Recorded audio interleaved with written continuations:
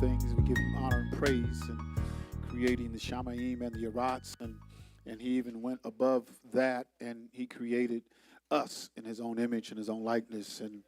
And when everything gives glory unto him, hallelujah, we certainly don't want to fall short. It's just some things he created, they just automatically glorify him. But it seems like man has a problem sometimes. The only one that was made in his image, and it seems like we have a problem. he put programs in animals, and they just do what they're programmed to do, and they give glory unto him. And all of his creation and the atmosphere and the stars and the universe and the rising of the sun and the rising of the moon and the moon. I mean, everything just gives glory unto him. But when it comes to man, he says, "What is man that thou art mindful of him?" Because we was made a little lower than the angels, but he has crowned us with something, or he will crown us with something in due time. He's going to crown us with glory and honor. He's going to crown us with that, and it's not that we have chosen him, but he has chosen us, and he is going to give us this great honor. And so I see a little clearer when he told Abraham, to walk before him and be ye perfect. Or he was saying, do not err, my brother, or take precaution, because I want you to walk with me. And we have to be careful if we're walking with him and still attending to the needs of the flesh, want to fulfill the flesh, and then at the same time say you're walking with him. You got to be careful of that, because we know that if we live in the flesh, we're going to try to fulfill the flesh. Our flesh has needs. Our flesh wants things. Our flesh is powerful. But I like what Shaul said. They call him Paul, but I like what Shaul said when he says he mortified the flesh. He had to kill this flesh daily. Well, I killed it last year. Well, we halfway through this year. You ain't killed that flesh, and you just give in to it. And those things, and that walk, you have to really be careful if you're in that type of mindset. And it's troubling to me. It's troubling to me that many of us in Israel and beyond, strangers and heathens, and many of them are going to fall short of the glory that has been promised unto us. And it's somewhat just ignorance. And I know there's a time where we walked in ignorance. We didn't know any better. But there's a time of ignorance, and there's a time of awakening. And then once you do know, once I do know, then it's incumbent upon me. I have to present myself. I have to do better. I want to put myself in that position to where I can be glorified by Abba Yahuwah, our Father. Abba, our Father, our Elohim. And so when people say that it doesn't matter who Yasharel is, and I'd rather say Yasharel than Israel, because as soon as you say Israel, people think of Milwaukee, who is in the United States now addressing Congress. His grandfather changed his name to Netanyahu to sound more Middle Eastern, but his grandfather's name was Milwaukee. And Milwaukee is in Washington, D.C. now as I speak.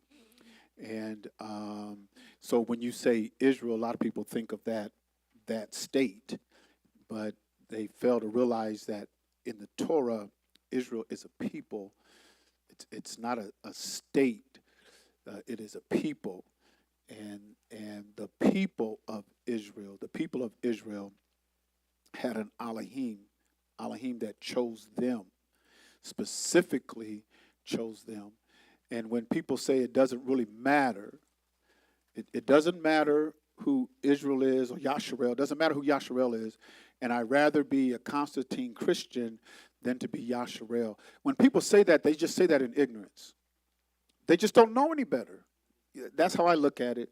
And we pray for mercy when he judges. And when he judges his people, we pray for mercy, because that is just a statement of stupidity. And it's a statement that is made because they are not walking in the knowledge of Torah. They're not walking in the knowledge of Torah. They don't have an understanding of Torah. And it doesn't matter who Yasharel is, and I'd rather be, a Christian through Constantine Christianity. And when JC came, he changed everything. And they're lying on him. That's just a total lie when they say that, because when Yahusha came, he specifically came for a nation that was in a covenant with the Most High, and I'm doing a little bit more work, and we're going to get into the Most High and El Elyon, because that when we say Most High in Hebrew, you say El Elyon when we say Most High. But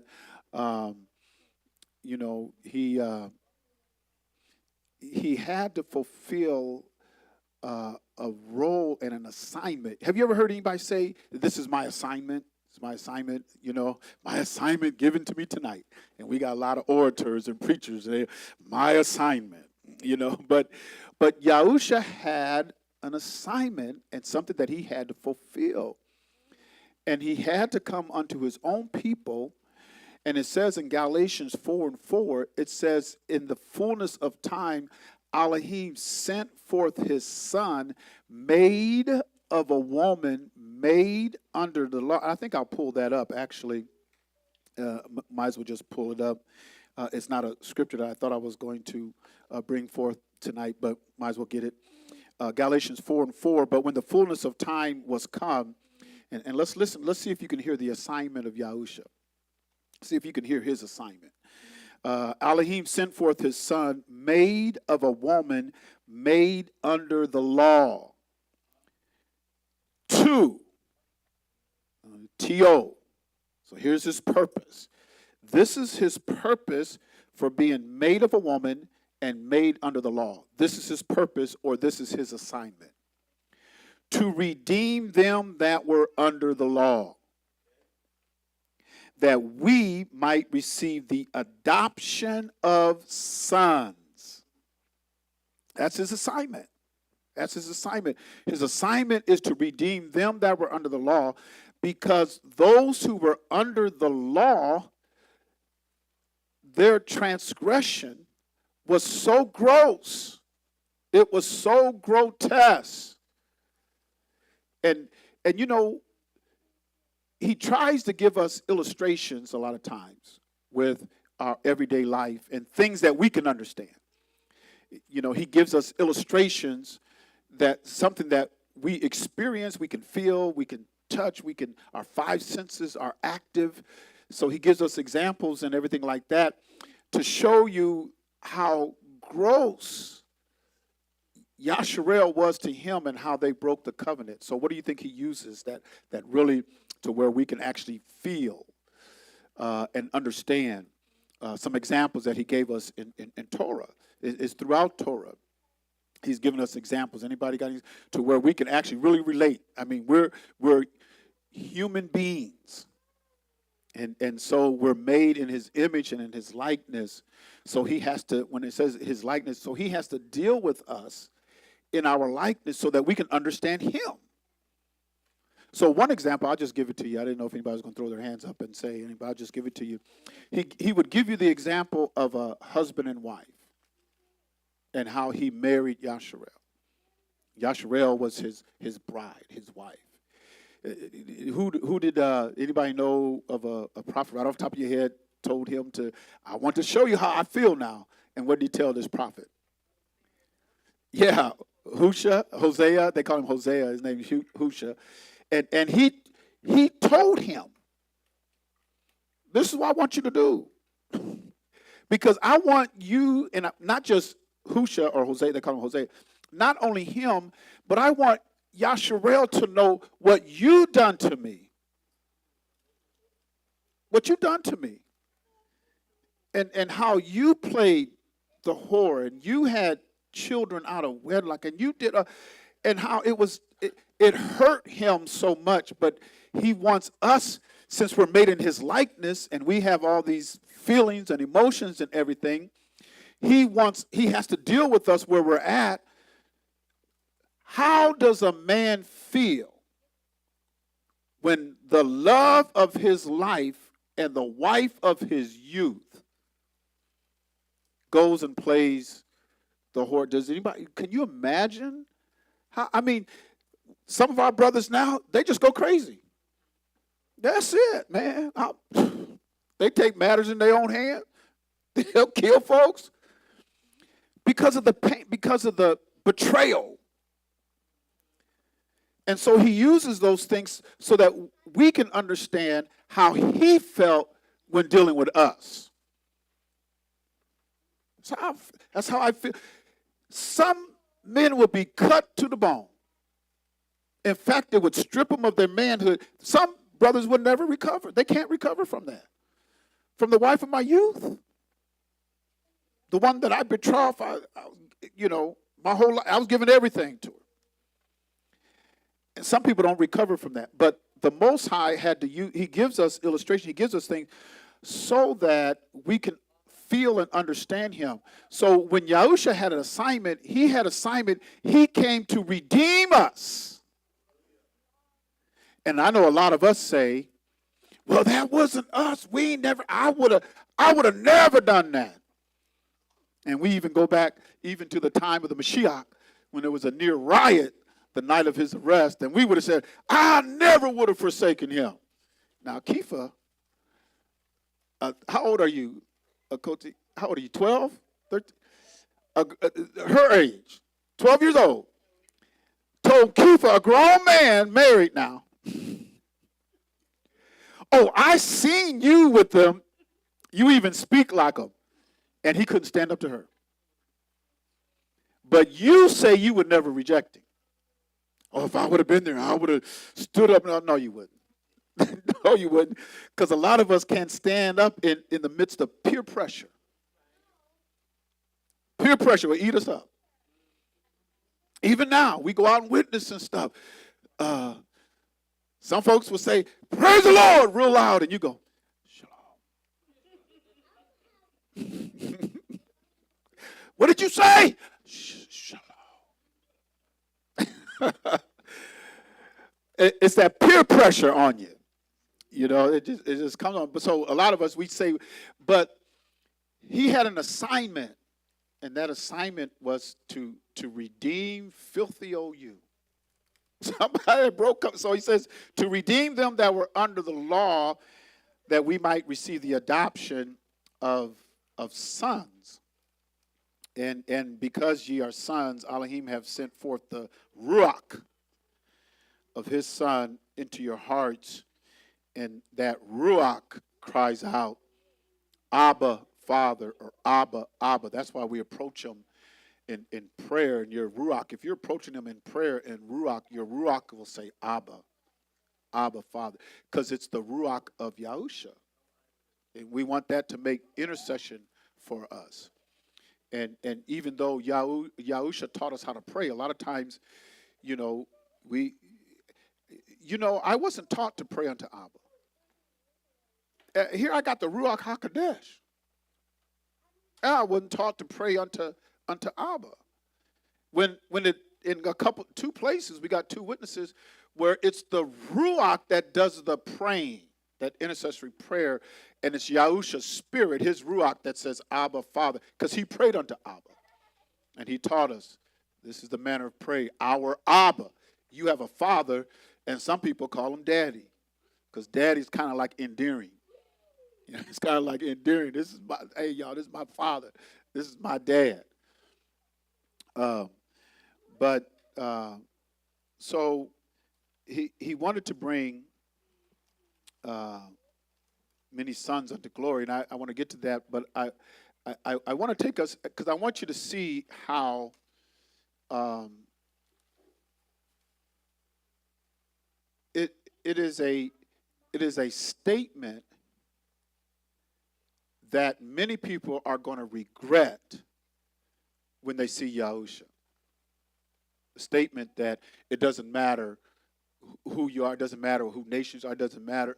You know, the only thing that matters is my sins are forgiven, and that is paramount. That we have the forgiveness of sins, because that was his assignment, was to redeem us and to give us the forgiveness of sins. And he didn't fail Yah. Yahusha did not fail Yah. Even though he went to him and says, Abba, if it be possible, let this cup pass from me. Because his humanity, what he was saying was, if there's any way out of this, I'm willing to take that exit, if there's any way out of this.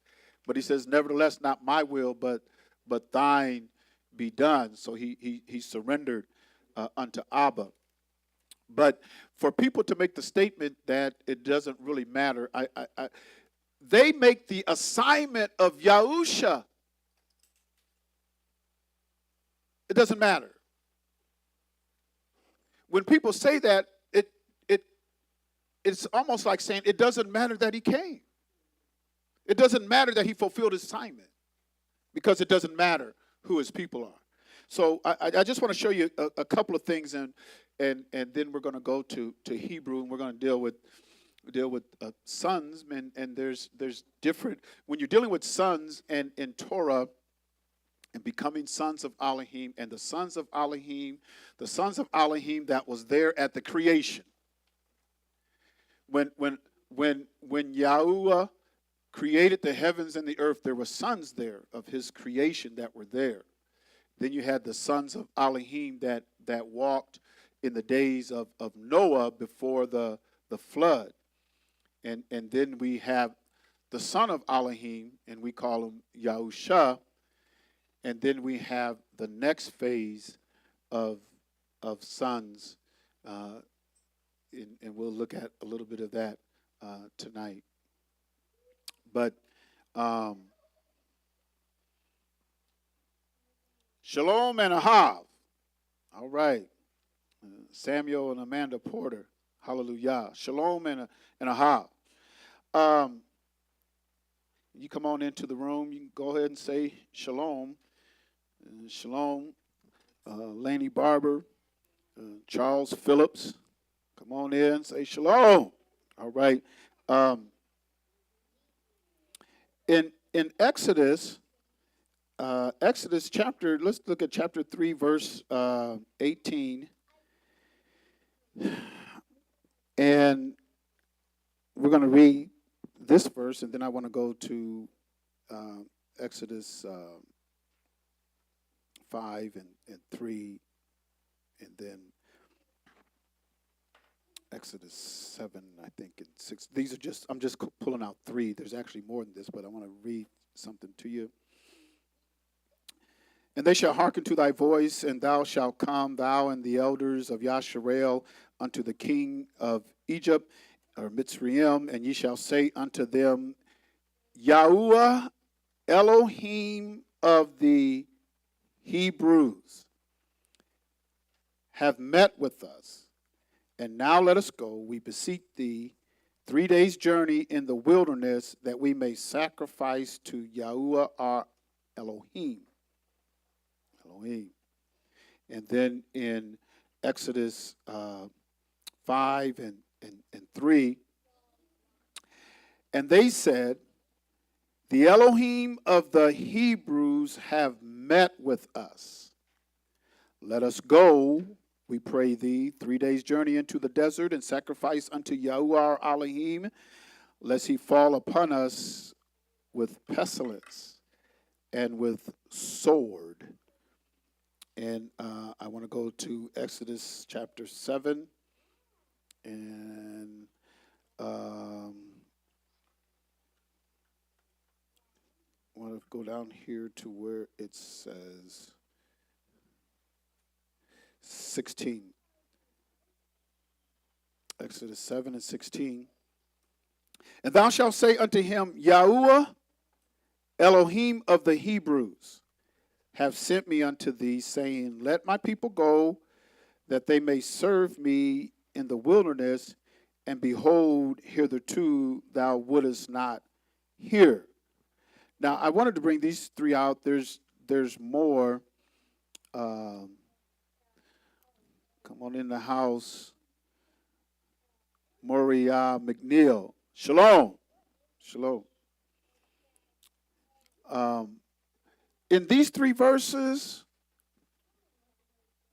Elohim of the Hebrews, he repeats it. Elohim of the Hebrews. Elohim of the Hebrews. So I want to go to in 7 and 16 here. We want to look up Elohim in the Hebrew text, and it's H430. And so I go to the ancient Hebrew lexicon, H430, and the root word of Elohim. There's a couple of root words, just the El in Elohim, El or all. It's a yoke, strength. But I want to go down to HC. It says HC because that's how it's used in this context.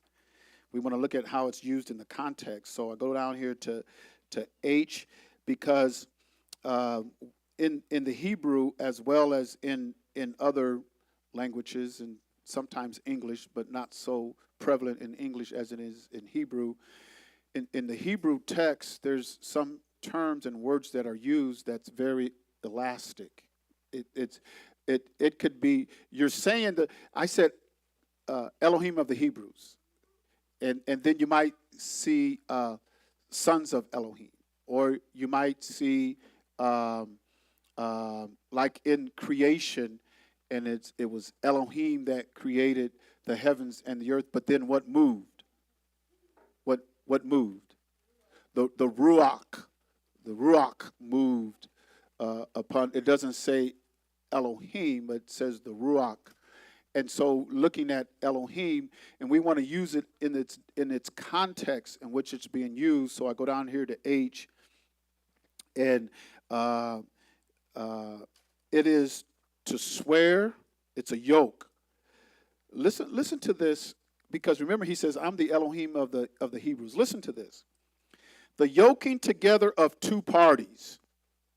He says, I'm the Elohim of the Hebrews. The yoking together of two parties, a treaty or covenant binds two parties together through an oath. The oath included blessings for abiding by the covenant and curses for breaking the covenant. See Deuteronomy 28. The Elohim of the Hebrews was seen as the older ox that is yoked to his people in a covenant relationship. So when people say it doesn't matter who Yasharel is, they throw all of this away. You just trample on this with your feet. You just trample on it. It don't matter. It don't matter. But Elohim was in a covenant with these people. And when Elohim cuts a covenant, it's forever. Oh, it don't matter. So what in their defense, they'll say, well, Yahusha came to destroy the covenant. The covenant, they broke the covenant, so Yahusha came, and so we're in a new. But the assignment of Yahusha was to redeem them that were under this covenant. That was his assignment. So I can't throw away the covenant, because if I throw away the covenant, I throw away the assignment of Yasharel. And so when people say that, they say it in ignorance. It has to be in ignorance, because if you say that and you don't say it in ignorance, then you have to be very careful. You're not speaking against the very assignment of Yahusha. And so when we see this, I want to go to I want to go to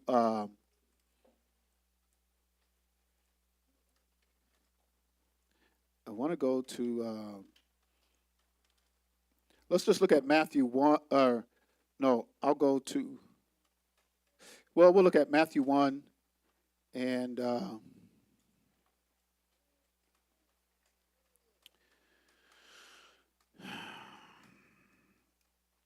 we'll start at verse 21. That's one verse I want to get. Well, I'll just read that. Then we're going to go to Luke. And she shall bring forth a son, and thou shalt call his name Yahusha. For he shall save his people from their sins. He shall save his people from their sins. And we see in Torah, he was the Elohim of the Hebrews. This was the people that he covenanted with. He entered into a covenant with them. And so the ones who broke covenant and the transgressions of sins, that was his assignment for coming. Because just off the top of your head, not all the reasons, but can you think of a reason why, and we talked about some things here, but when you, let me set this question up. So Yasharel broke covenant within 40 days of making a covenant. In 40 days, they broke the covenant. But we have the long history of Yasharel and how at one time, I'm setting up a question, so listen to me. At one time in the wilderness, the Most High Yah told Moses, get out of the way, Moses, I'm going to kill all of them. He said, that's it. I would kill all of them. Just be done with them. You know, but he had mercy. All through their history, he showed mercy unto them. Why do you think he showed mercy unto them and sending his son? And the backdrop I want you to have is it has to do with the promise that he made. Because what if he would have just slew all of Israel? They was out there in the wilderness. I'm going to kill all of them. Because you know Moses didn't come out of the wilderness. Off of one sin. Now, if you could count to 2, and you might have done 2 sins, Moses did 1. And that kept him from it. So he could have took and wiped them all out in the wilderness, but if he would have done that, if he would have wiped them all out in the wilderness, would Yah have failed? Why would he have failed?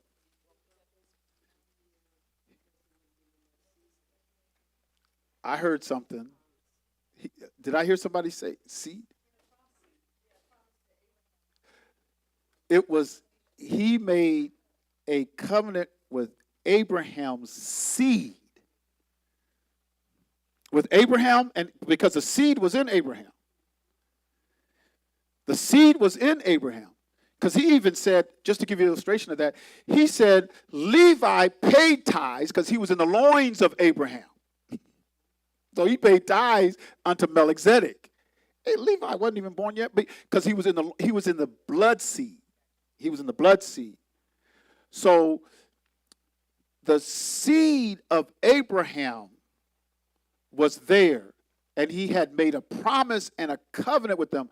So he couldn't kill all of them, otherwise he would have broke his. He would have to wipe out the world, start all over, and find another Abraham and start and do that.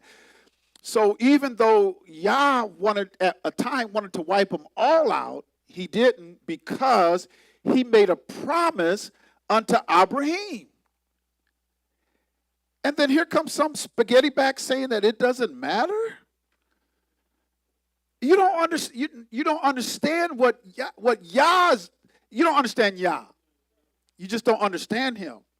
And a lot of times I don't think we really, we want the Ruach, and we say we have the Ruach, and we got the mind of the Mashiach, and we know Yah. I don't think we do. We say we do, and we want to. We really want to. I do. I really want to.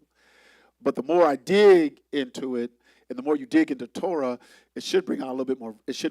You should get more reverence, because you don't want to play with Yah. You don't want to play with this. This is not. He's not. He's the Elohim of the Hebrew. He's not some toy. He's not somebody you can just walk on and speak against and just, I don't care. I ain't no covenant. I ain't following no commandments. That's going to cost you. That could cost you eternity with him. Because if he was willing to wipe out all of them and told Moses, get out the way, I'm going to kill all of them, we wouldn't be here. Because that seed would have been killed. Something about that seed and that blood, though. Hallelujah. Because even Abel, hallelujah, he said his blood is crying out from the ground. Because Abel was of the righteous seed. It was planted in him. And so when that seed was spilled, he said, hey, it's crying up from the ground. And then Adam and Eve had another seed through Seth.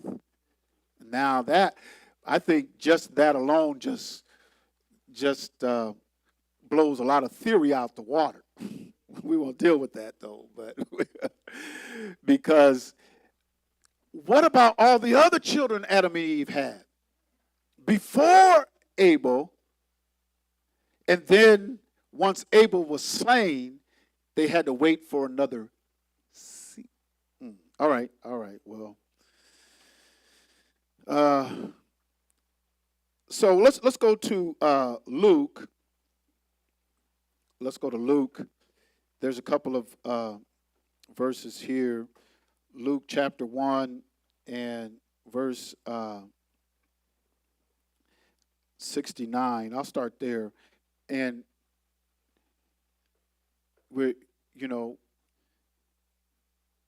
I'm just trying to lay some groundwork because people say it doesn't really matter who Yasharel is, but that argument is just pointless as far as I'm concerned. Save your breath. You might live a little longer. Don't even say that to me because I know better. I mean, I just know better. And has raised up a horn of salvation for us in the house of his servant Daud, as he spake by the mouth of his holy prophets, which have been since the world began, that we should be saved from our enemies and from the hand of all that hate us,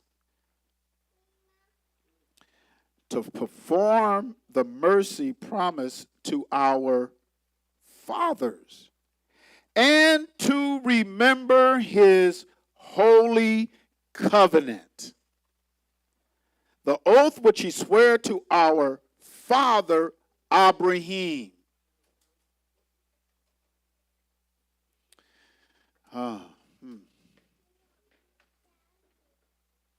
Okay, just a lot of stuff coming, thoughts. That he would grant unto us that we, being delivered out of the hand of our enemies, might serve him without fear, in holiness and righteousness before him all the days of our life. But they say it doesn't matter. Then, I mean, a lot of these scriptures that I'm reading, you just have to get rid of them because it doesn't matter. But that's a pointless argument.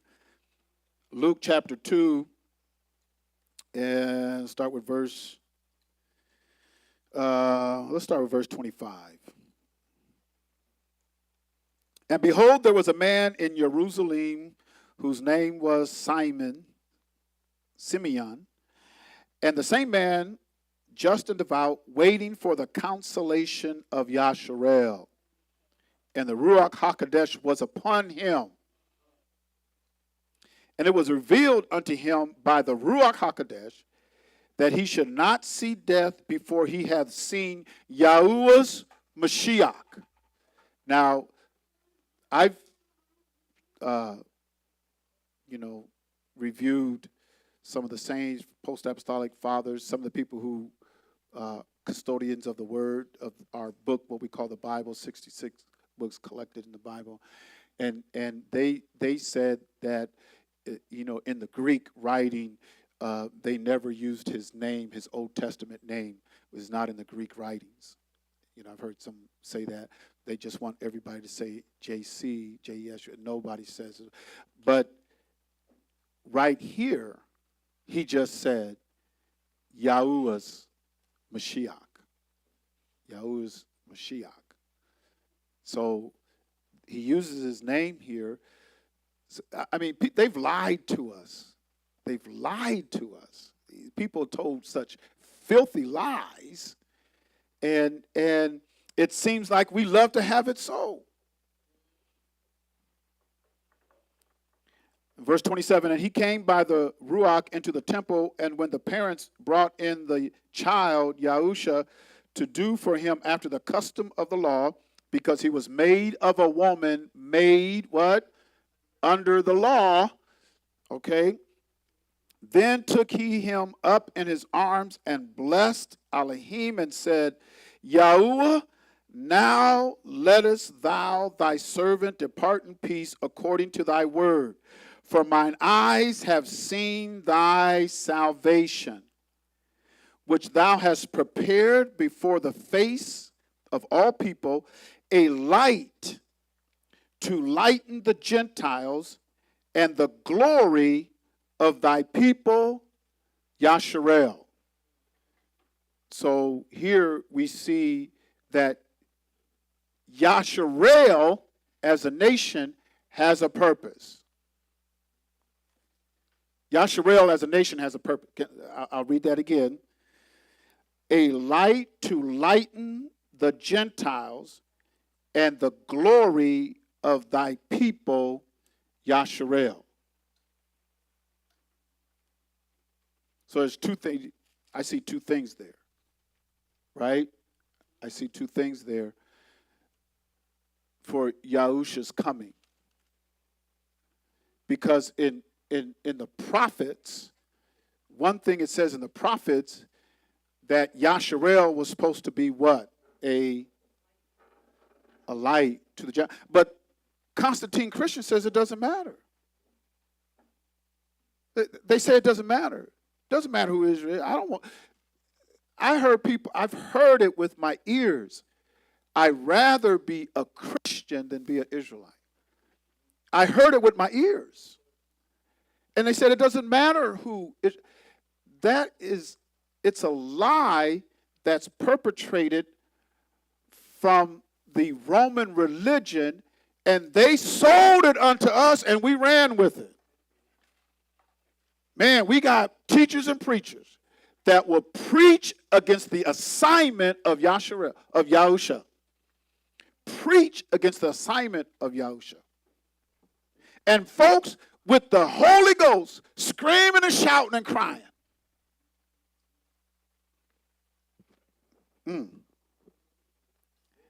It matters who Yasharel is. It matters. And the weight that is upon us. I want to say that again. The weight that is upon us. And don't fail. He told Abraham, walk before me and take caution. Be cautious. And Jacob says it, they call him James. Jacob says, do not err, my brother. And Yahusha says it in Matthew 5 and what is it? 5 and 40 something. He says, let's get that real quick. Matthew 5 and 48. Matthew 5 and 48. And it says in Genesis 17 and 1, he told Abraham, walk like a man. Get up. It's time to walk like a man, walk before me, and be ye perfect. And then Yahusha says it here.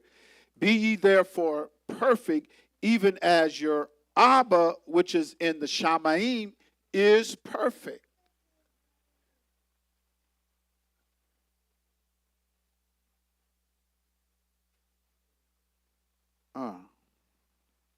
Right? That's what he said, right? So that perfection here, that's dealing with that it's a maturation process. He wants you to mature. He wants Yasharel to mature because he's got a lot invested in you. There's a great weight on us. While you walking around trying to we have our daughters, they want to show everything they got. Some ain't hardly got nothing, they want to show it. Some got too much, they want to show it. And then our sons walking around killing one another. And if they ain't killing one another, they strung out. And if they ain't strung out, they sissies. We don't know the weight that's on us. We walk around in ignorance. This country is going down the toilet. This whole world is about to be judged. It talks about in prophecy the day of Yahuwah. And he said, y'all asked for the day of Yahuwah? Hey, bro. You got to know that the day of Yah, that's a dreadful day. That's a dark day. That's the day of judgment. And so when we read through Revelations, we see the day of Yah. He's talking about the day of Yah, the judgment that is coming. You want that? That's why a lot of folks don't want to read. I don't want to read Revelation. They can take that out the book. Ain't nobody waiting for the day of Yah. That's scary when he starts to execute judgment. But there's such a weight on you. Let me show you this. Let me show you something. Let's go to Hebrews. Hebrews chapter 2 and verse number 9. Hebrews 2, verse number 9. But we see Yahusha, who was made a little lower than the angels for the suffering of death, crowned with glory and honor, that he by the grace of Elohim should taste death for every man. For it became him. Now, I'm going to read this. I want you to see if you can see another assignment. And this assignment now, we had the assignment for him coming, his first coming, but he has another assignment with that. To redeem them that are under law, that we might receive the adoption of sons. And how did he do that? Because we just read it. How did he do that? To redeem us out of to redeem those that were under the law, that we might receive the adoption of sons. How did he do that? He gave his life. He gave his life. It says it right here. But we see Yahusha, who was made a little lower than the angels for the suffering of death, crowned with glory and honor, that he by the grace of Elohim should taste death for every man. And so he conquered death, never to die again. A man like us. I don't know if he was a man like us. Well, you keep reading, and he tells you in verse number 14. I wasn't going to read down to 14, but if he wasn't a man like flesh and blood. He was a man like us, crowned with glory and honor because he had to he suffered death, and by the grace of Elohim he tasted death. Now, verse number 10. We're going to see assignment in here. For it became him for whom are all things, and by whom are all things, in bringing many sons unto glory, to make the captain of their salvation perfect. That word perfect again, it's a place of maturity through sufferings. Does anybody see an assignment? Can you see an assignment in verse number 10 in there? Bringing many sons unto glory. He has an assignment yet remaining to bring many sons unto glory. And even Yahuchanan, John, he even talks about it, and he says, well, let's go there, and I'm gonna come back. Let's go there, and I'm gonna come back. First Yahuchanan, chapter 3, and verse number 1. Beloved, what manner of love Abba hath bestowed upon us, that we should be called the sons of Elohim. Therefore the world knoweth us not, because it knew him not. And we see how Yahusha was treated. And some of us get treated the same way. He says here, the world didn't know him, and they treated him like that. The world really don't know us, so they're going to treat us like that. Verse number 2, Beloved, now are we the sons of Elohim, and it doth not yet appear what we shall be. Now, I'm calling us sons of Elohim, but we're not there yet. Because one thing about this sonship, and that was his assignment to bring many, to give us the adoption of sons. One thing about this sonship, since he conquered death, we're going to conquer death. That's the part of bringing us unto this glory. Remember he said that where I am, there ye might be also. And the fact that he never has to worry about dying again. He's conquered death. And where he is, that's where he wants us to be. Now, ain't nobody done that yet. Ain't nobody done that yet. And that's why he said, hey, I want you to be where I'm at. Where I'm at with the Abba. Where I'm at with Father. That's where I want you to be. I go to prepare a place for you. I go to prepare a place for you. A place with Abba. Do you know when Adam was created and made, he was not supposed to, finish that for me, die. That was not, he was made in the very image and likeness of Elohim. You can't be made in his likeness and image and die. That's not him. Elohim, he lives forever. Yeah, I can't die. And so we were made, Adam was made in his image and likeness. And so to be a Ben Elohim, and that's what Yahuchanan was saying, man, notice how he finishes up this, those who have that hope. Let's keep reading. Beloved, now are we the sons of God, and it does not yet appear what we shall be, but we know that when he shall appear, we shall be like him, for we shall see him as he is. Now, Yahuchanan didn't know all of the glory in that. He just knows, I can't wait till that happens. I mean, I don't know I don't know what we're going to be, but I know that when I see him, I'm going to be like him.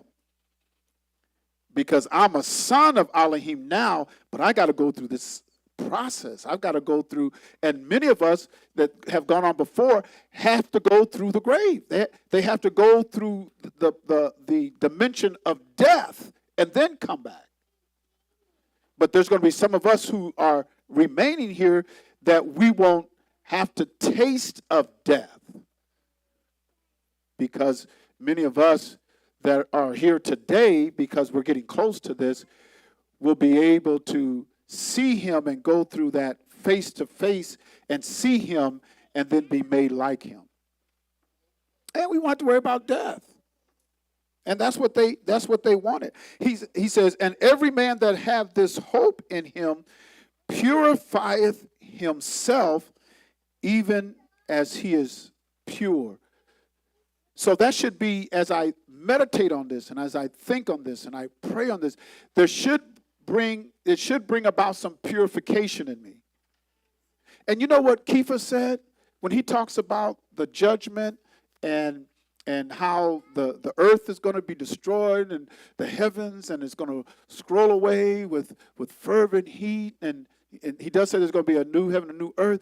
But he says, when you know these things are going to come to pass, what manner of man shall you be, or person you shall be, in what? All holiness and conversation. Can somebody get that real quick? It's in Kepha. Second Kepha. But he says, what manner of person? So when I know all of this is going to come to pass, I know this is going to happen. Hey, if y'all don't think there ain't going to be no nuclear meltdown, this next world war, they're already getting set up for it. They're getting set up for it. But you know what?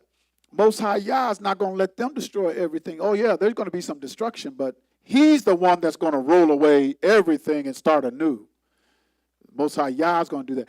But Kepha was saying that when we know these things are going to happen, what manner of person ought we to be in all holiness and conversation? Is that what it says?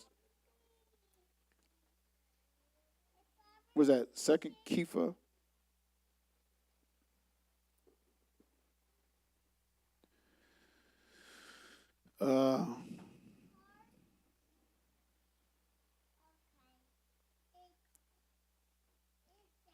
Yeah, here it is.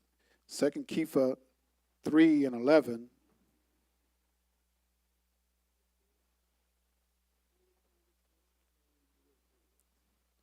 Because we know the day of Yah is coming.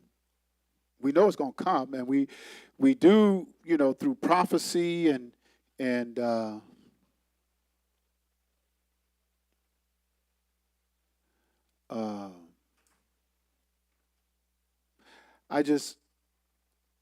I think there's so much to Yah, and there's so much that is hidden from us. Eternal past, eternal future. It's hidden from the present time. And I think because we cannot explain it to where we can understand it, a lot of times our mindset, our intelligence, everything is, we'd rather put it in text that we feel comfortable with.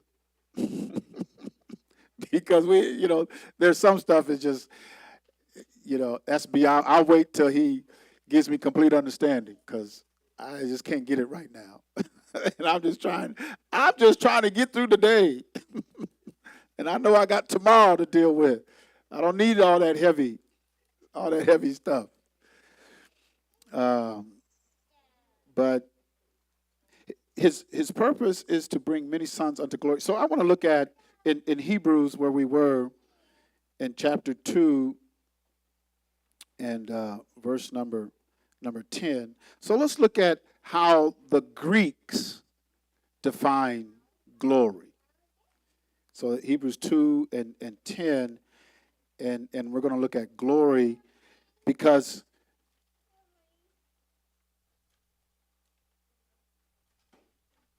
there's an expectation that he has for us. There's an expectation. You have a responsibility. Yasharel has a responsibility. And we read that tonight already. There was two things that we read. One of them was to what? Yashrael as a nation, be a light to the Gentiles. And the other one was bring glory unto Elohim, unto Yahuwah. I mean, we have to be a light to the Gentiles and bring glory unto Yahuwah, Most High Yahuwah, or El Elyon Yahuwah. El Elyon.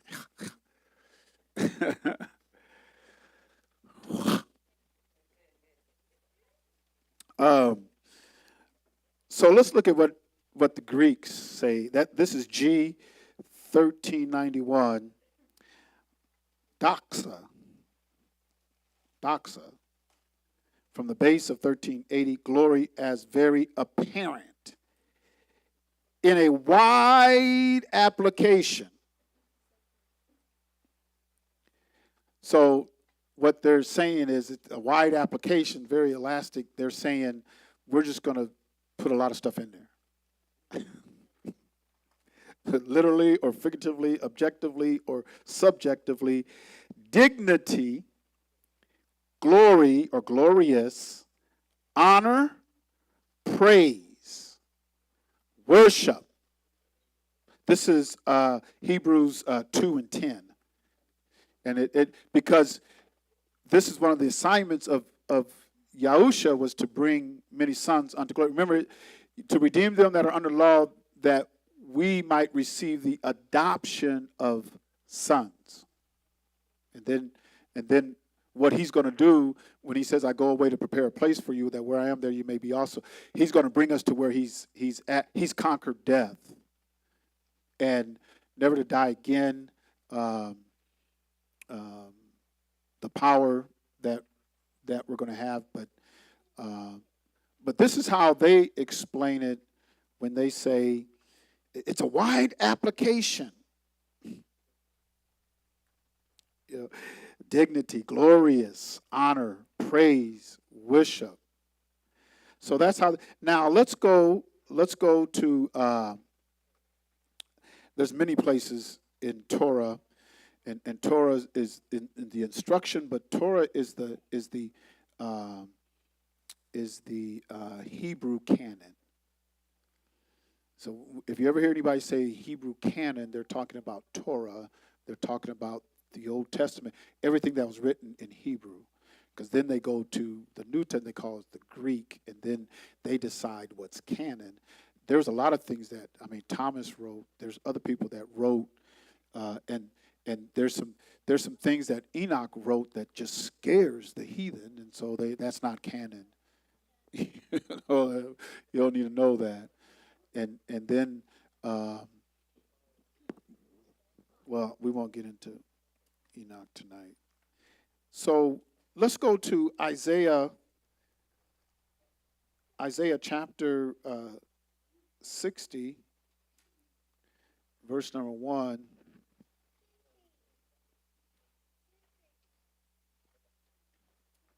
Arise, shine, for thy light is come, and the glory of Yahuwah is risen upon thee.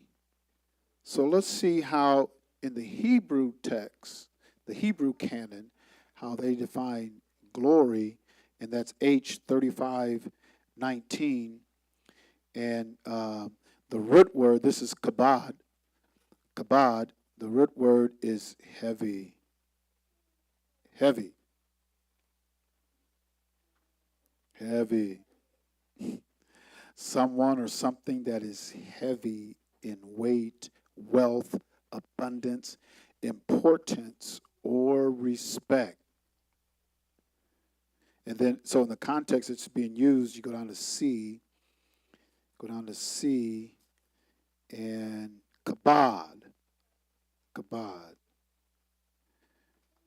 It's honor to consider something as heavy in the sense of respect. In the sense of respect. But it's something that's weighty. it's weighty upon you and I. Is this glory is not something that is childish. It's not a game. It's not to be played with. It's in fact, we should have some respect toward Yah. Some respect.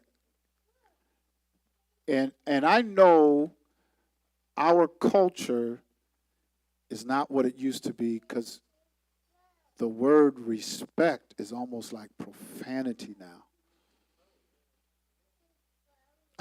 I mean, throw that out.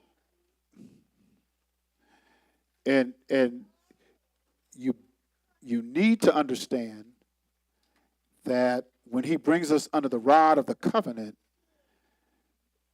that there will be a very heavy weight of respect that's going to be within his people. It ain't no children rising up against parents. All you got to do is see it once or twice. That's it. Yeah. It's horrible. It's terrible. But that's what we teach that. And we're allowing this culture that we're in, because many of us don't know who we are and the weight that is upon us to be a light to Gentiles. We don't understand that weight. We don't realize what he's invested in us. And so we just go on carelessly. I'm a grown man, and I have respect unto even those who are younger than me. I'm a grown man. I can say what I... No. Not too long ago, my track coach passed.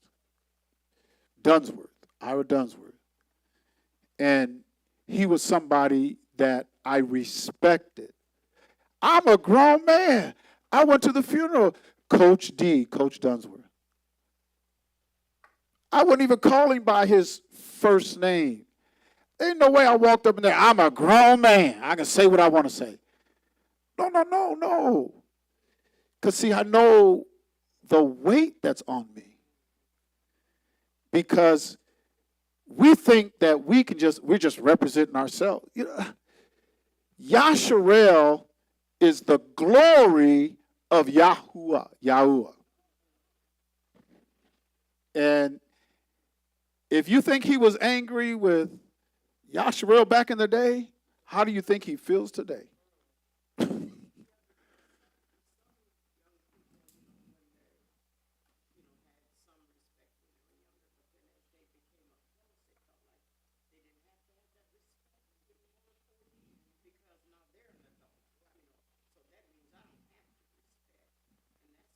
Yeah, it is. Because you're going to, there's people and offices and stuff in your life that you need to show respect unto, because I'm a light to all these other nations. In fact, I have to do everything in order. There's a certain process for us. We can't just run amok, I'm going to do what I want to do. I don't care what anybody says. That's not, you're not representing Yah. You're not representing Yah.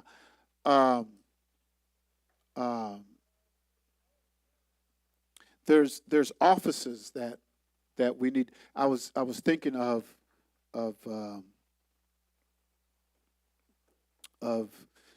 people in a different culture. You know, I've met some Africans, and especially when they find out, oh, you're a Zakin, oh, you're an El, or you're, I mean, these people don't know me, but they know what that office represents. And it becomes heavy to where they have that honor and respect. They don't even know you, but they might, oh, you're in that office? See, for us, we have people in certain offices, and you can be the same age, older or younger, and there is no respect, none whatsoever. And there's a price to pay for that, because some of us are agriculturalists, or we're trying to be, with our our gardens and stuff. And we know that what you sow in that soil, you're going to have a harvest. You got your hand up?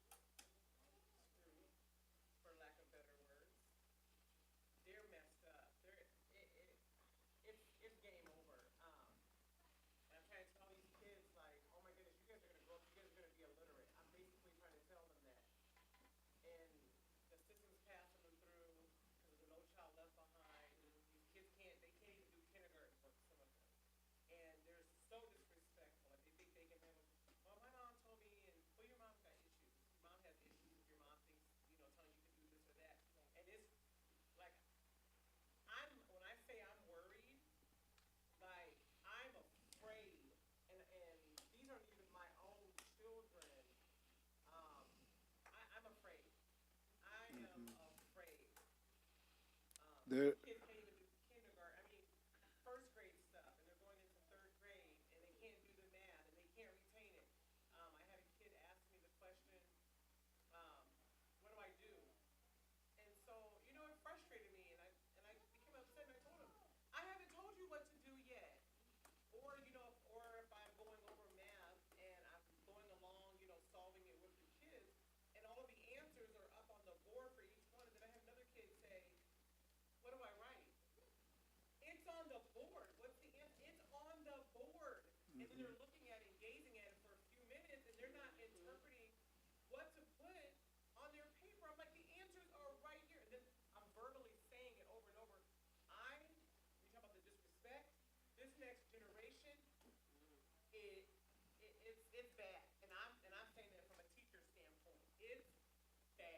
yeah. And see, Yahoo, yes. You have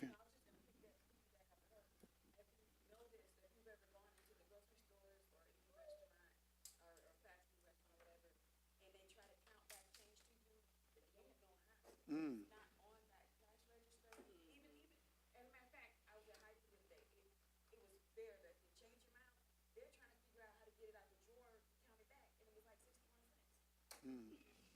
mm,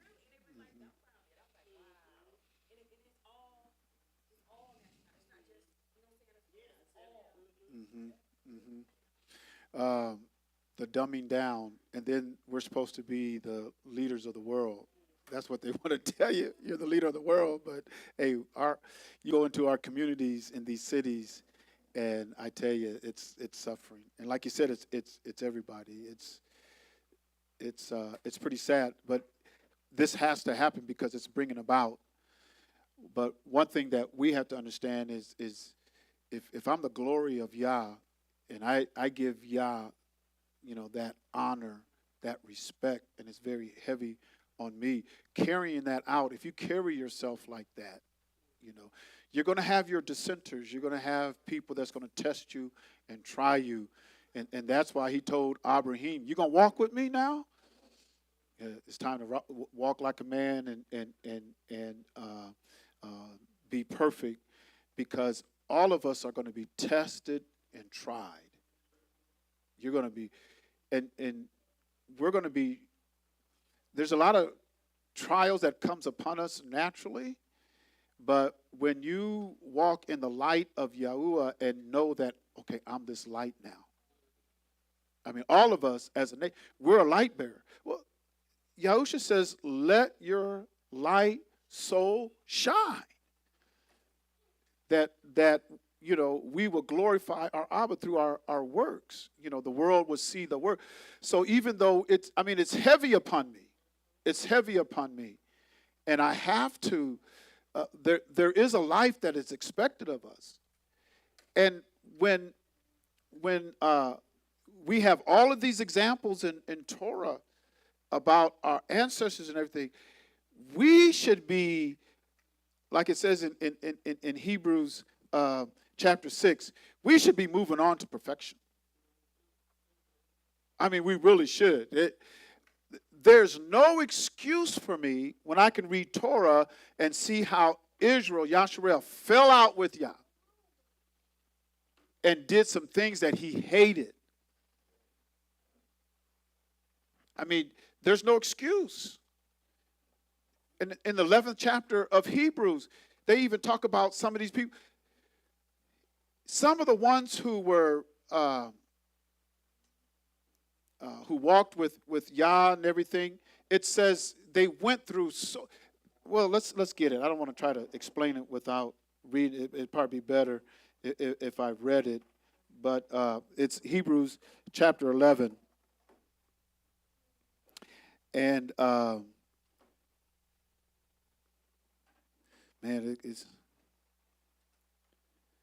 I'll start with verse 33, Hebrews 11:33. But I'm going to get down here to about 38. It even says, the world's not even worthy of these people.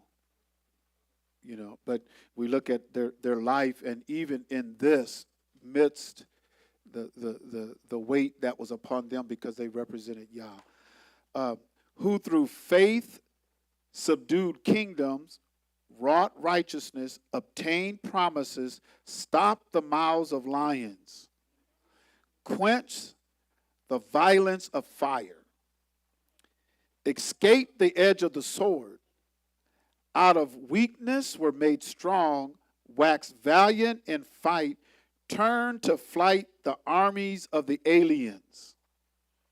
Women received their dead raised to life again. Isn't that something? Because they got something now called reproductive rights, and it's the exact opposite. Here they are aborting babies, and they say, we want to protect your reproduction. What's so reproductive of abortion? I mean, just the way they phrase it. You're killing babies, and we want to give you the right to reproduce. Does that make? I don't know. I might be bugging, but that just don't make no sense to me. Reproduction rights, and you're killing babies? And we got folks that will scream and holler and ready to fight to protect those people that are killing babies.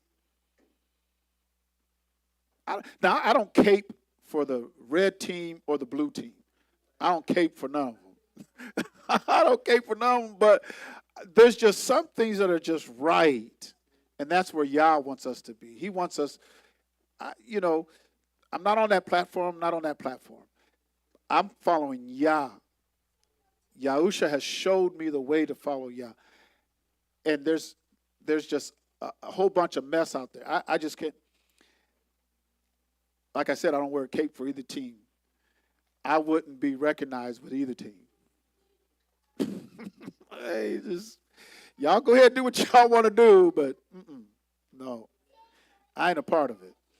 Women received their dead raised to life again, and others were tortured, not accepting deliverance, that they might obtain a better resurrection. They were tortured and knew they were going to die.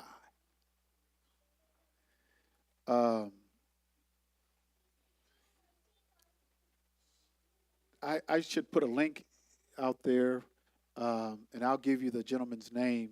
And he's put his last couple of presentations he's put out there on his YouTube channel has just been fascinating to me. I just, I watch it, and my mind is just, I'm trying to absorb all of it. But B'nai Yah Israel. Bnei Israel. His last two, he's dealing with 1619, and the house of David up in Spain and Portugal, and then coming down to the slave coast, and then going into slavery. And there was a couple from the house of David, and it's in the books. It's in the books here in the United States of America. What was his name? Anton and Isabella, Anthony and Isabella Negro. Anthony and Isabella Negro was from the house of King Daud.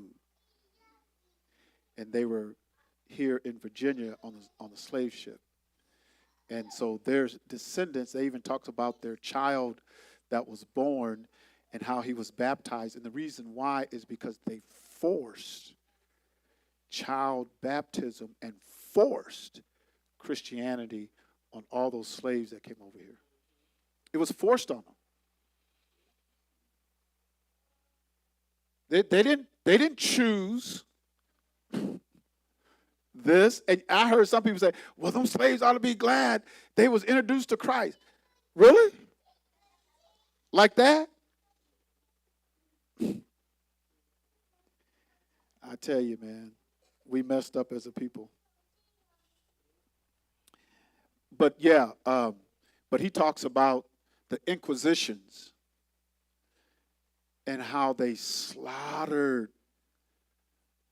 Israelites by the thousands, trying to wipe them all out. I mean, it's just, they had no mercy. They had no mercy. Y'all need to recognize. But the world's going to know about it soon. they go, this whole thing, we can go back to Isaiah. My time's on. We can go back to Isaiah 60, because that whole thing, he says, it's time to arise and shine because the light's coming upon you. The glory of Yahuwah is going to be upon you. It goes on to say you're going to be a light unto the Gentiles, kings. It's going to come to you. I want to finish this. Others had trial of, this is verse number 36, 1136 of Hebrews. Others had trial of cruel mockings, scourgings, yea, moreover, of bonds and imprisonment. They were stoned, they were sawn asunder, were tempted, were slain with the sword.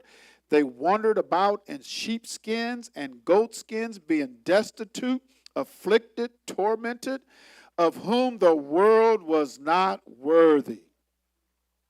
They wandered in deserts and in mountains and dens and caves of the earth. And these all, having obtained a good report through faith, received not the promise. Elohim having provided some better thing for us, listen to this part, that they without us should not be made perfect. So they're being perfected through us. But many of us ain't got no patience. Many of us is pulling the trigger, you call me a name. Many of us, the way we conduct ourselves.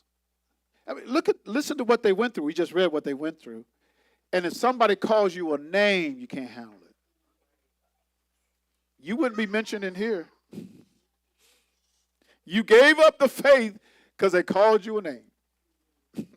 You wouldn't be mentioned here. Well, we got to get that one. Don't put his picture up on the wall of Hall of Fame of Faith. Don't put him up there. He gave up. Some of us give up for the smallest of things. That's why Yahusha says, what would you give in exchange for your soul? What would you give up for it? And some of us, we give up so much. I mean, okay. It's just glory. Let's finish up in Isaiah 60, in verse number 1. Let's finish up here because... got a comment? Question? 61, Arise, shine, for thy light is come, and the glory of Yahuwah is risen upon thee. For behold, the darkness shall cover the earth, and gross darkness the people. But Yahuwah shall arise upon thee, and his glory shall be seen upon thee, and the Gentiles shall come to thy light, and kings to the brightness of thy rising. Yasharel is bringing light to the world now. Yasharel, he's given Yasharel the light. If Yasharel's not bringing light to the world, then this is not fulfilled. This is a prophecy that has to be fulfilled. So when you start to understand the end times, he's opening up prophecy and the end times to Yasharel. Because the light has to come upon them. They have to see it. Roman, Constantine, Christianity is not bringing any light to the world. They're not opening up the books and speaking on prophecy and bringing light unto the world. They're not doing it. Constantine Christianity can't do it because it wasn't promised to them. It was promised unto Yasharel. They're the ones that's going to bring light to the world. Understanding of Torah. Understanding of prophecy. How this thing is going to play out. Constantine Christian says you're the first one out. They said, we're getting out of here. We're not even going to be around for all this stuff. And Yahusha said, at the end, the tares are going first. Because it, yeah. Well, many of them are right because they're the tares. Because that is a tare. You know, yes.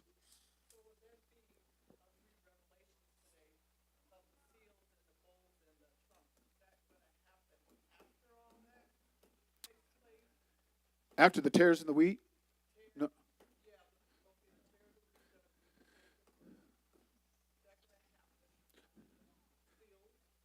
After. Yeah. Most of it, is after. Because, we're going to go through, and especially if you read Daniel, the 11th chapter, Daniel, the 7th chapter, Daniel, the 7th chapter, Daniel, the 11th chapter. Yes, we're going to be here. We're going to have to go through a lot of that. And a lot of that, Yasharel has gone through already. You know, there's a part of that has been fulfilled because Yasharel is the time clock for prophecy and everything and the end time and everything. You have to look at Yasharel. And a lot of people say the church replaced Yasharel. No, it hasn't. Because the light still shines on Yasharel. You have to look at what's going on with Yasharel. You have to see how prophecy is being fulfilled in them.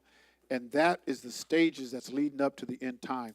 When you look at Revelation, a lot of that is going to be on nations and how they treated Yasharel, a lot of the different judgment that's going upon them. And then we see in Amos, and it talks about, you know, these woes and woes on these nations, and then the day of Yah and everything. You look at Revelation, those who are in Yasharel and cleave to the house of Yasharel, because especially in Isaiah 56 and Zechariah chapter 3, and how you've got Gentiles and strangers that's cleaving to Yasharel. Those who cleave to Yasharel, they are the ones that's going to be spared a lot of the judgment that's going to go on around the world because they've cleaved to the house of Yasharel. Because that Yasharel as a nation, his people, he's going to gather them, he's going to bring them out, but that doesn't mean you're going to get into the kingdom. Because all of us have an appointment with them that we're going to have to face him face to face. And so there's different, there's a hierarchy with Yah, and there's positions with him. And the bride of Yahusha is taken out of Yasharel. When he chooses his bride, he's not choosing his bride through other Gentile nations. That's going against Torah. He forbid the Levites and the people in Torah to go outside of the tribe. That was forbidden. So why would he tell them that's forbidden? Then he goes outside of Israel and gets these heathen nations and he marries them. It's not going to happen. He's going to choose his bride within Yasharel. That's why other nations and stuff has to cleave to the house of Yasharel and be grafted into Yasharel, because he's going to deal with Yasharel and he's going to choose his bride within Yasharel. So a lot of the seals and the vials and everything that has to be opened up, dealing with judgment that's going to come upon this world. Judgment that's going to come upon this world, and it's a cycle of time. There's the time element of it. If you look at, it's fascinating because the 7-day sequence started off in the Garden or started off in Genesis 1, the 7-day sequence. You look at how we conduct our days. It's dealing with 12 hours of night, 12 hours of day. You got the 12 tribes of Israel. You got the 12 apostles of Yahusha. You go into Revelation. You got the 24, elders, and you got the beast, and you're dealing with different nations, and I mean everything that we need to understand, and because I don't fully understand all of Revelation. I don't understand all of it because there's a lot of symbolism in it, and some of it has already happened, and some of it is happening, and then you have how Yasharel is going to be spared, because a lot of Revelation is dealing with other nations. It's dealing with the day of Yah and how he's going to judge other nations. I don't have a full understanding of Revelation, and I don't know if the ones who say they do. I'll listen. Okay, but it's almost like if you're off on 1 or 2 points, that just, I mean, you're going to really, you're going to be way off on other things, but it's mysterious, and he purposed it like that.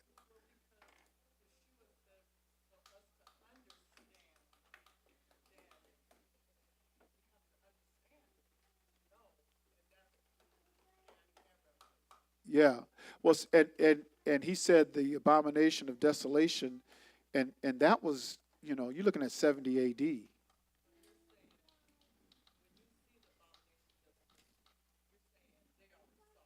There's a lot of that happened. Yeah.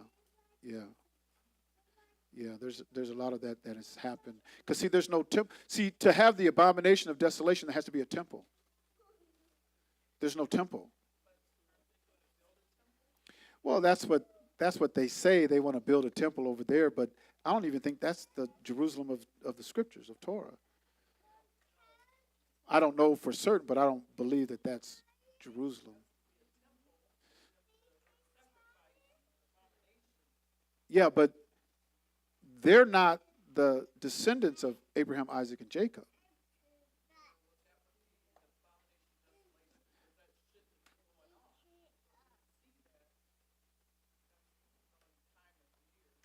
Yeah, I mean, there's.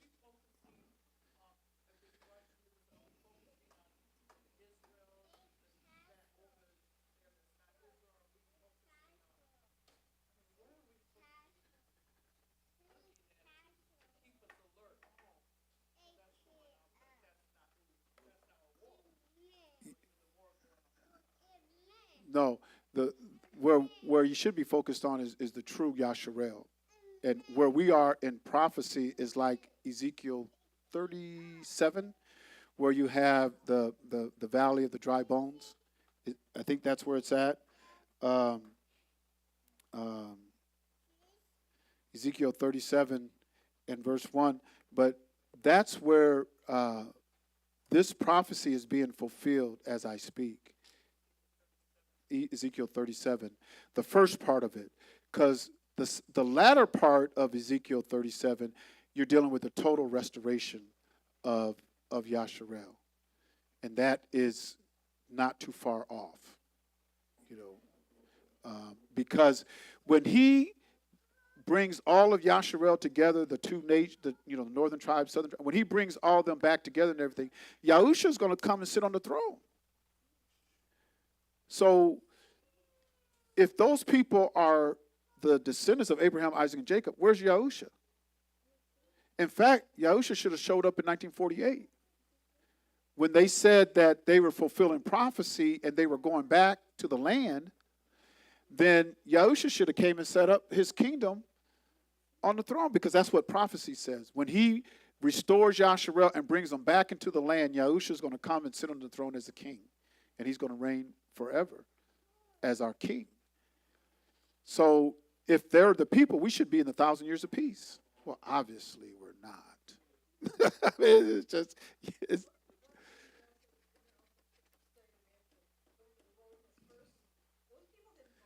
yeah, because the gathering is going to be in the wilderness first, and that's where he's going to deal with us face, like when he brought them out of Egypt, and that's why some people call it the second Exodus. Now, the terminology second Exodus is not in Torah. That's just the terminology that we put on it because of the similarities of being brought out of. They were brought out of one nation, Egypt. This next one, they're going to be brought out of nations around the four corners. He says from the four corners, he's going to gather them out of all these nations. Yes.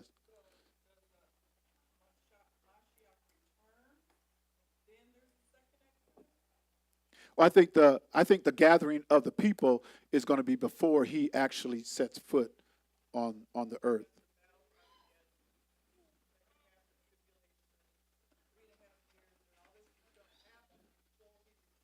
Yeah. Now I don't subscribe to all of that because that comes from Rome, and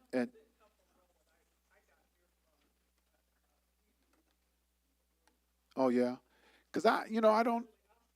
Okay. Yeah. Because and then um, you have to bring all the prophets together and see the timeline. And trying to just read Revelations to see it, you're going to miss it. Because you got to see what Daniel wrote. You got to look at what Isaiah wrote about the gathering. And Isaiah wrote about the gathering in different places in the prophecy of Isaiah, just like Ezekiel did. Talks about the gathering of his people in different places within that precept of Ezekiel. Then you got to look. I mean, you have to look at all the other prophets too: Isaiah, Ezekiel, Jeremiah, because Jeremiah 50 and 51 talks about it. You got to couple that together with Isaiah 37 and Isaiah 20, and then the latter part of Isaiah is dealing with once we're that's way at the end part, because actually Isaiah, 40 through 48, somewhere around there, is dealing with the new. That to me, the way I see it, that's going to be the third temple. That's going to be the third temple, and that's not till down the road. So, but you got to bring all the prophets together and see the timeline, because if you just go to Revelation and try to deal with the timeline, you're gonna miss it. You're gonna miss it. Yeah. Yeah. Yeah. Yeah. And he was talking about the destruction of Jerusalem too, because he says when you see Jerusalem, you know.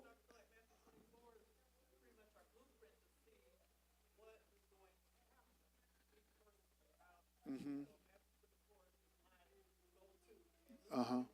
Yeah. Yeah. Matthew 24 and Luke 21, and and um how can I say this? When they compiled the book, they took the writings and stuff that they had and they tried to piece it together and come up with this timeline. That's why if you're reading through Matthew, Mark, Luke, and John, and sometimes you see Yahusha speaking, and all of a sudden, where did he come from with this subject? And you kind of see how it's kind of interrupted here. It's because they've taken a lot of the writings and they've kind of pieced them together to try to get a flow. Because really, the only book that they really had to reference the other Gospels with was Mark.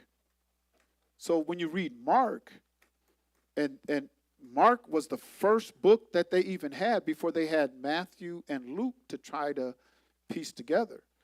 So the compiling of the book. So when I read Matthew, Mark, Luke, and John, I'm taking into consideration how they compiled it, and then also the prophecy, because what Yahusha said just goes along with prophecy. He doesn't really say anything outside of prophecy, what's already been written. Even with Luke 21:24, he quoted that out of Jeremiah.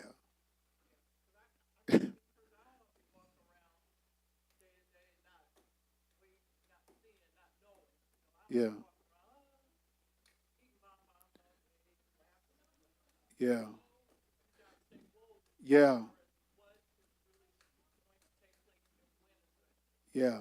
And I think the Israelites, the true Israelites, are bringing light to the world when it's dealing with the end time and what's going to happen.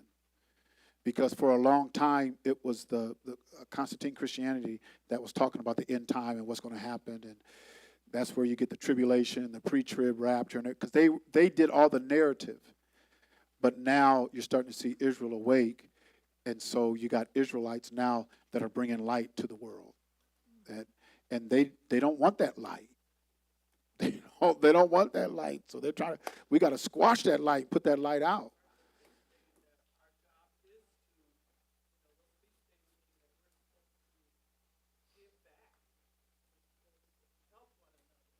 Yeah. And see, the feast days should be really heavy on us, on our conscience and everything, because that's what glory is. And there's glory in the feast days. That's the covenant with him. And yeah, it's a mandatory feast. It is.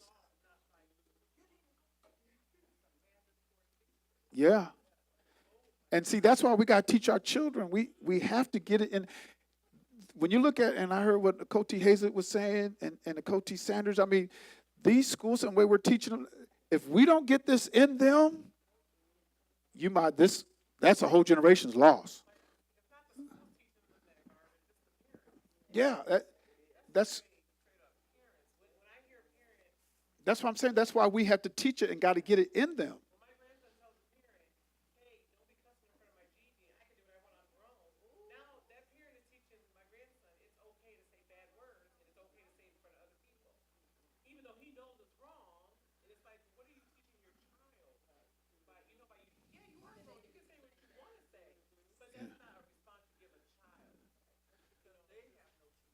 Yeah, and yeah, and age really doesn't have nothing.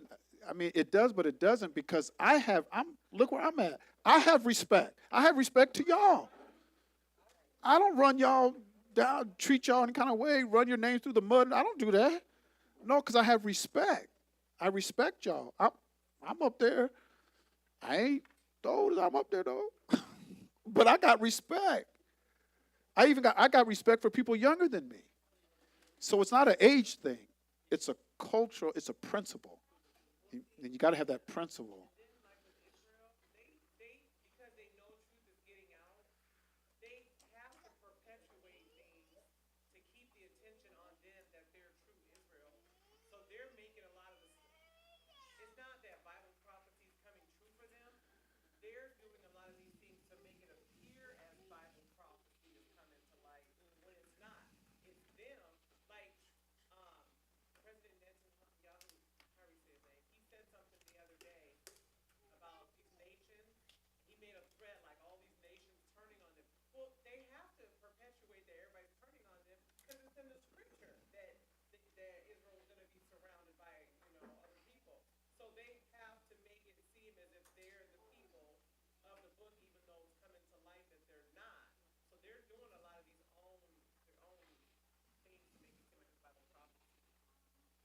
Yeah.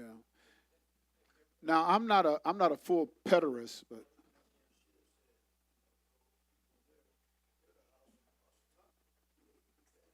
yeah, yeah, it's synagogue of Satan, and then it back in Genesis it said Japheth was going to enlarge himself in Shem's tent. And I mean, all through Torah, I mean, it's telling you what's going to happen.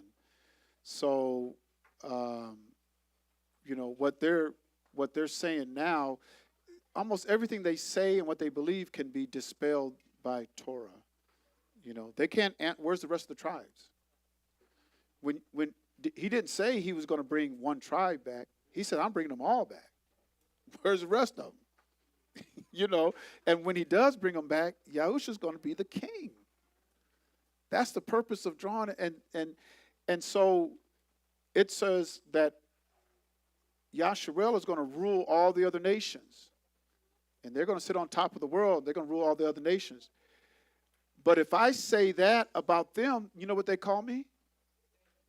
Anti-Semitic. If I say they got the educational institution, they got the financial institution, they own our government, they got the music and the entertainment institution, they got all the banking institution. I mean, if I say that, oh, you're anti-Semitic. But if you look at Torah, when he raises up Israel, Yasharel, and he sits on the throne, Yasharel's going to rule the world. They're going to rule all the other nations, going to serve them. But if I say that about them, I'm anti-Semitic. They're totally wrong. There's nothing right about them. And if anybody believes that they are, I heard an apostolic bishop not too long ago, I heard an apostolic bishop says you need to keep your eye on Netanyahu, Israelite, because they're going to show you where the end of the world is and what's going on. I'm going, they're not even what are you talking about? They're not even the people. Apostolic bishop. Because he's not enlightened. He doesn't understand who he is, let alone who Yasharel is, you know, and that those people over there are not Yasharel. He even said that Jerusalem will be trampled under the feet of the Gentiles until the time of the Gentiles is fulfilled.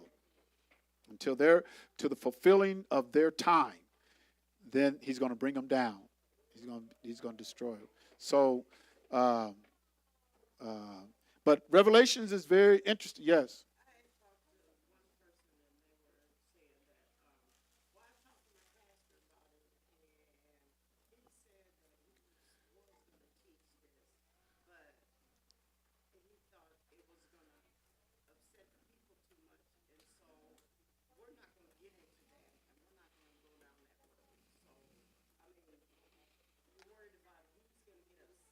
Mm-hmm. Mm-hmm.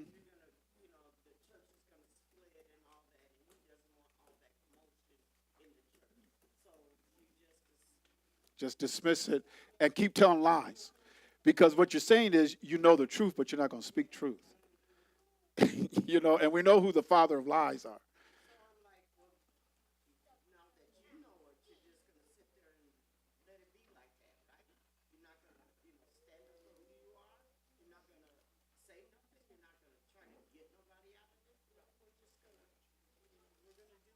Yeah. Which means that you are condoning a lie because you know it's not the truth, but you're going to go along with it. So you're going to be judged as a liar. You know, he says all liars, they're going to have their part. You know, but I know how the leader. I went through that in 2016. I was heavy-hearted because when I woke up. Because Bishop Soto was still alive, I went to the altar and I cried, teared. I repented in 2016. And then I told him, I don't know how I'm going to. It was heavy on me. I don't know how I bring it. I brought out one thing. You know, Jesus is a translation. I got almost put out for that. You know, wait a minute, hold it. You know, nobody spoke English. It even says in John, it was in Hebrew, Greek, and Latin. I mean, why the attack? But when you have been indoctrinated with something all your life, anything contrary to that, you're going to fight. You're going to go up against it. And I had to understand that. And that's why just real slow, a little bit at a time. Take your time. We did prayer breakfast. My intent when I first started prayer breakfast, my intent was to have Shabbat service. But I just called it prayer breakfast. prayer. We did prayer breakfast. Somebody even says, "Man, we got prayer breakfast every Saturday." Because that's what we used to call it. At the beginning, it was Saturday prayer breakfast. And we come and we pray and we eat and did a little teaching. That was it. And then somebody said, "Man, I'm trying to think who was it. We got prayer breakfast every Saturday?"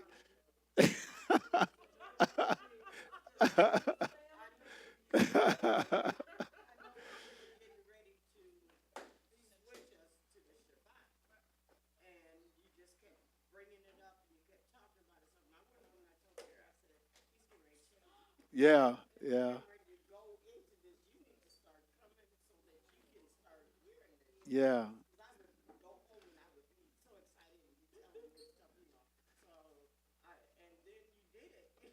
yeah, yeah. And I mean, it's not easy. It's not easy because you don't want to lose nobody. I mean, if you have a heart and a love for his people, oh, you don't want to lose nobody. I mean, yet on pastors and stuff. And so when he said, I can, because as a pastor, as a Raha, you don't want to lose nobody because there's a heavy weight on you for the accountability of what you're teaching for the salvation of the soul. You have that accountability, and that's heavy. That's why a lot of people young, they don't live long. I mean, that's a heavy. You have a heavy burden, that you're carrying. I seen a couple hands up. And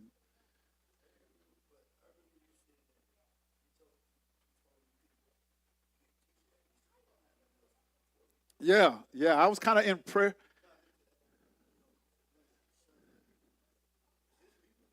Yeah, yeah. Yeah, because I was fighting. I was trying. I can't teach that because I knew if I start teaching that, because Bishop Soto was still alive, Elder Green was alive, and before Elder Green met me twice, I remember he met me twice before he died, and just shared some stuff with me before he died. One thing he said was, he says, "I believe what you're teaching." That's what he told me. Because for a while at the end there, he couldn't even come out to service. He even called me out there when I was on his bed and said, "I got to talk to you." And that's usually what people, they want to get. So, but he said, he says, "I believe what you're teaching is the truth." And I only did a little bit. I was only dropping a little bit. But yeah, I mean, because it was in meditation and prayer, and it's like, I can't do that. I can't do that. And he says, "Well, I don't have nothing for you to do." And I go, "Whoa, you ain't got nothing else for me to do? If you can't do that, I don't have nothing for you." Because that was the calling that was on me. So I had to do it. But it was real slow. I wanted to. So I mean, I can see where he's saying that, because even Mother Soto was getting into Hebrew toward the end there. She was getting into Hebrew, and Bishop says, "No, don't do that," because I don't know. I don't want to say exact words, but he didn't want her to really get into it too heavy, too deep. And that was the Hebrew. And so,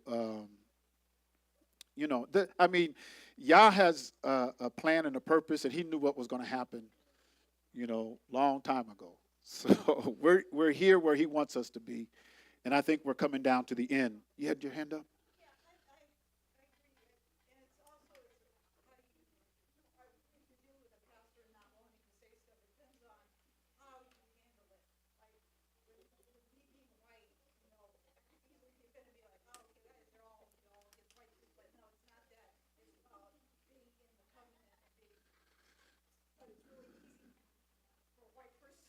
Yeah, right.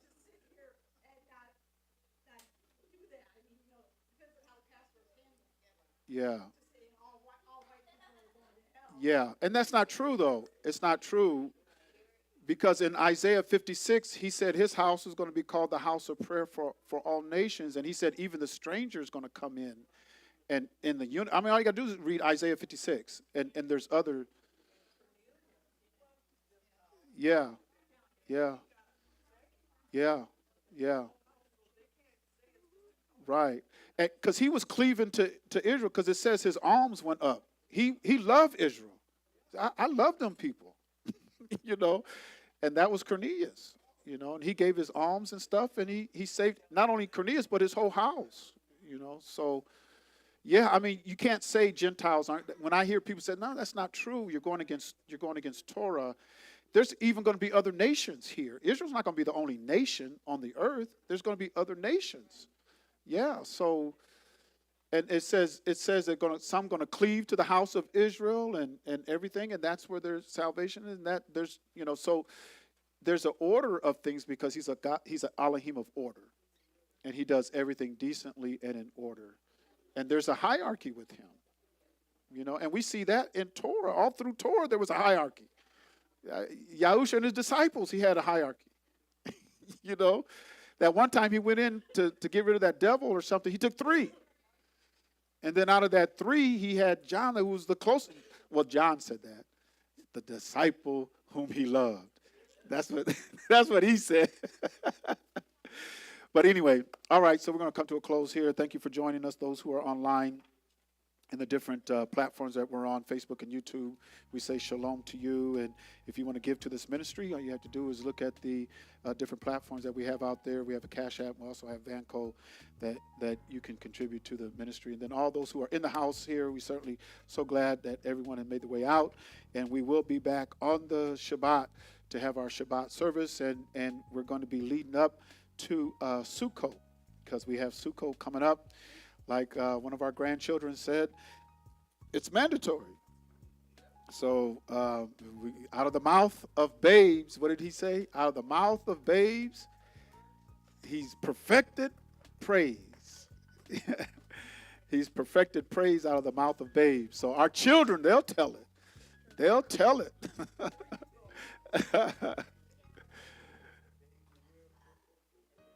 They ain't going to err in it. They're not going to err, because it really is. It's simple. It's not hard. It's not hard. And he wants his people to be true to the covenant. Hey, I made a covenant with you. Be true. I even sent my son to redeem you, get you back. So we have to be true to his